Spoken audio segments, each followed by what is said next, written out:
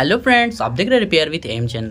आज की इस वीडियो में हम बात करने वाले हैं कि हमारा जो फ़ोन में बक लैन होता है, बहुत बार आप लोग सुने होंगे लो ड्रॉप आउट, एलडीओ लैन, बक लैन, ये आखिर होता क्या है और किस तरह से जनरेट होता है। सिंपली भाषा में समझेंगे एकदम कॉमनली, और बहुत शॉर्ट वीडियो होगा, ये बहुत ज़्यादा लंबा नहीं होने वाला है।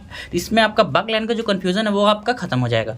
तो बक लैन होता क्या है, हम लोग VPH के बारे में जान चुके हैं। VPH आता है तो इस कैपेसिटर के ज़रिए से, यानी कि यहाँ पे कैपेसिटर के जरिए पावर एसी में इंटर होता है।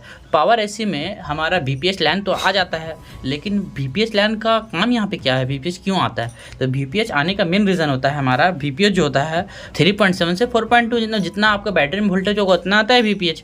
तो VPH आने के बाद इस पावर एसी में वर्क क्या होता है वो हम लोग समझते हैं। पावर एसी में जैसे आपका VPH आ जाता है, आने के बाद उस VPH को प्रोसेस करता है ये पावर एसी, जिसको हम लोग पावर एसी बोलते हैं। ये पावर एसी प्रोसेस करता है। यहाँ पे देख सकते हैं बहुत सारे कॉइल लगा हुए, 1 2 3 4 5 6 7। यहाँ पे कॉइल है, क्रिस्टल है।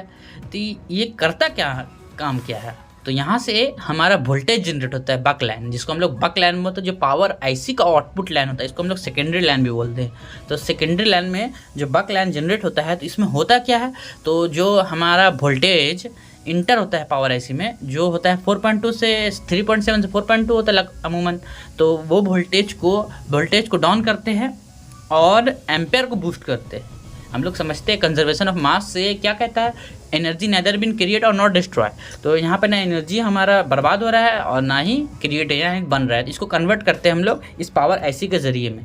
तो पावर आईसी क्या किया, जैसे यहाँ पे वोल्टेज जो आया हमारा 4.2, उस वोल्टेज को ड्रॉप डाउन किया, मैंने कम कर दिया। पावर ऐसी जनरेट करता है हमारा 0.8 से लेकर के 1.2, 2.0। हाई एलडीओ जो हमारा होता है वो 2.0 होता है। ये हमारा सारा बक लाइन रेडी होता है और ये जाता है किस में है, तो हमारा CPU में जाता है, eMMC में जाता है। सेकेंडरी लाइन का सारा वोल्टेज CPU, eMMC सब में जाता है। और यही यहाँ पे क्या काम हो रहा है आपका, कि जो 4.2 वोल्टेज आया है उसको हम लोग कम करते हैं। पावर ऐसे हमारा कम कर देता है, कम करके वहाँ एम्पेयर को बूस्ट कर देता है, यानी कि एम्पेयर जो रहता है वो बढ़ जाता है। CPU को काम करने के लिए एम्पेयर ज़्यादा चाहिए होता है, eMMC को काम करने के लिए एम्पेयर ज़्यादा चाहिए, वोल्टेज कम चाहिए होता है। इसलिए यहाँ पे पावर ऐसी का कॉन्सेप्ट होता है, इसमें अलग अलग वोल्टेज बनता है, VREG वोल्टेज बनता है। जब हमारा पावर ऐसी से हाई एलडीओ और लो एलडीओ दोनों निकल के फिर से पावर ऐसी में जाता है, वहाँ से VREG वोल्टेज जनरेट होता है।